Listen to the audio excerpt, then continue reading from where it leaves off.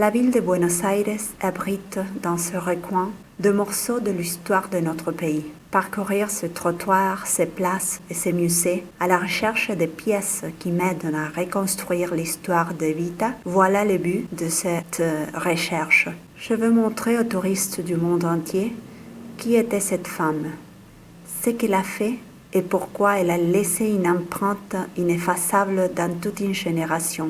De tous les tours thématiques qui existent dans la ville, c'est le tour Evita qui est le plus recherché. Cela est dû à sa renommée internationale. Nous avons organisé un tour avec notre empreinte et nous t'amenons à le parcourir à travers cette vidéo.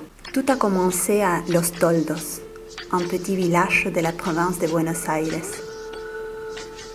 C'est cet endroit qui a vu l'arrivée au monde de Maria Eva le 7 mai de 1949.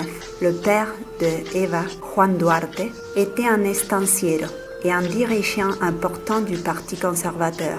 Il maintenait deux familles, une légitime à Chivilcoy avec son épouse et ses 6 enfants, et une autre illégitime à Los Toldos avec Juana Ibarguren. C'est là une habitude à la campagne de l'époque pour les hommes de classe fortunée. À l'âge de 6 ans, la petite Eva souffre la perte de son père, décédé dans un accident de voiture. Sa famille reste sans protection. Les sentiments de refus, d'exclusion sociale étant une fille illégitime et la précarité économique de cette période ont marqué le caractère de cette petite fille qui, à son adolescence, décide de changer définitivement son destin.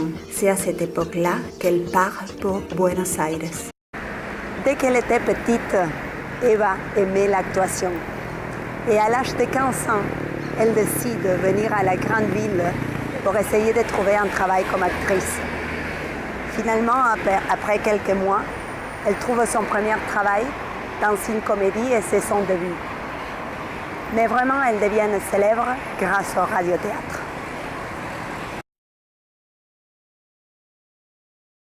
On a fini avec notre audiovisuel de Eva Perón. Si ça t'a plu, s'il te plaît, cliquez là et inscris-toi sur notre chaîne YouTube. Comme ça, tu pourras partager et voir nos prochains audiovisuels.